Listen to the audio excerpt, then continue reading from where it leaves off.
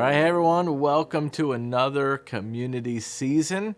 And excited as we kick off the year with a vision sermon about what's ahead. And we wrapped up our 3-week series on tearing off the roof. And we talked about, do we have some friends who, if life put us on the mat, would be there for us? We talked about removing obstacles. And this past week, we talked a lot about what we'll see if we're people who do this. And just want to say, if you're jumping into a community group for the first time, really glad you took that step.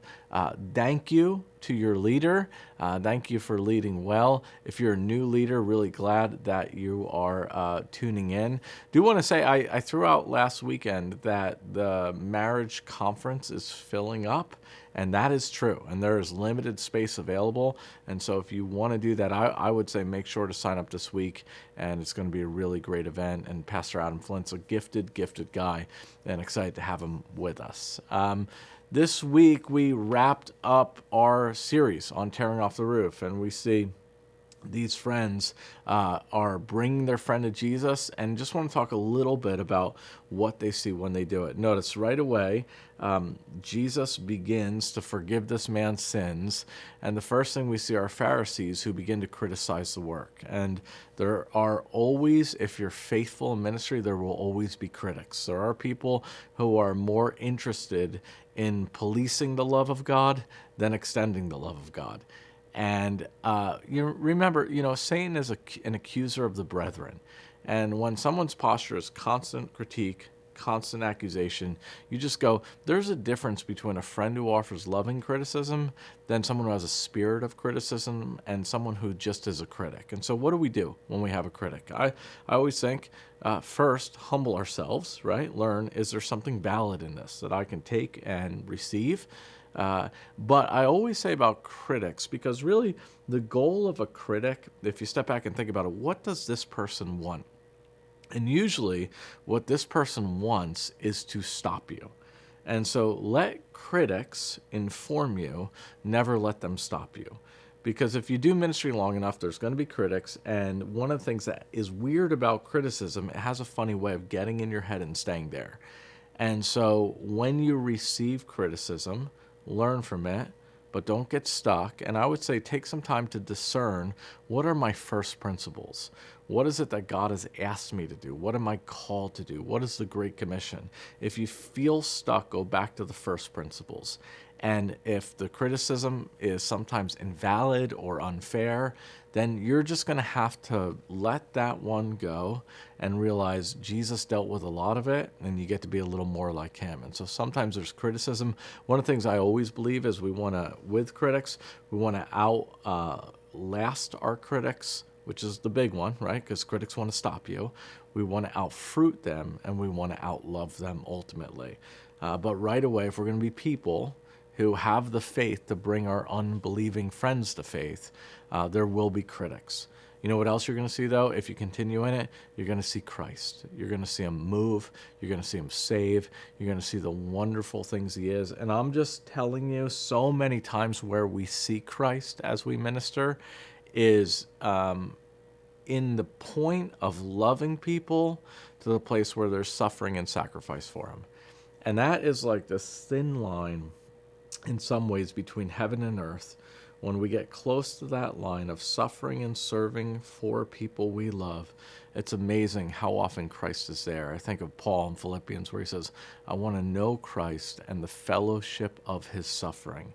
It's almost like Paul saying, as I take up my own cross, I realize Christ is picking up the cross with me.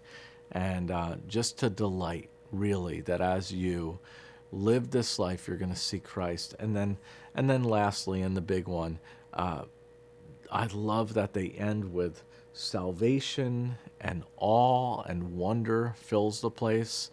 And when we are people who have the faith to bring our unbelieving friends to faith, at the end of the day, you're going to experience moments of just wonder and awe and celebration at just the work of God. We got to celebrate faithfulness of 2 years of people making Christ first and best as a church. We got to celebrate that this past weekend.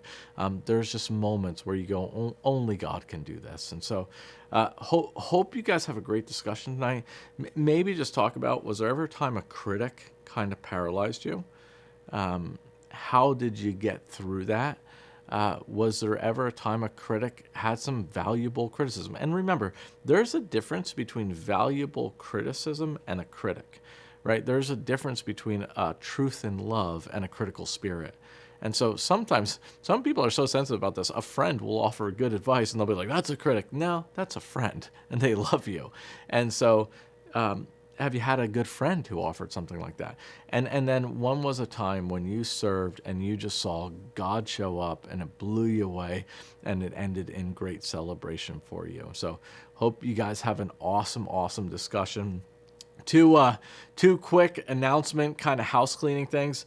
One is you heard in the sermon this week, we're starting the 300 Steps Club. Set your watch, your little like health tracker, and if you're young, if you take over 300 steps to come into the service, you are a missionary, a 300 Steps Club missionary, because we have people who are elderly, we have people who are unable to take that many steps, visitors, and so if we can try to leave in this very busy season some of those front parking spaces for those who need better access, that would be incredibly loving. And then I just want to challenge you. It's way easier if you know this. I think a lot of you may not know this. If you exit our building from the back of the parking lot, it's way easier. If you're coming from 46, rather than get on Riverview Drive and make the left at the light, it's going to be so much easier if you pass that exit, hop onto 23, come back down West Belt Parkway and enter the building through the back entrance. It'll be quicker. You'll find it so much more enjoyable and easy. And so the more we can, even as a church, begin to think about entering and exiting as we drive in through the back entrances, and maybe you've never realized there was a back entrance, you're going to love it. I'm telling you, you are going to love it. But it'll help us so much because the folks visiting and who are new, they don't know there's a back entrance.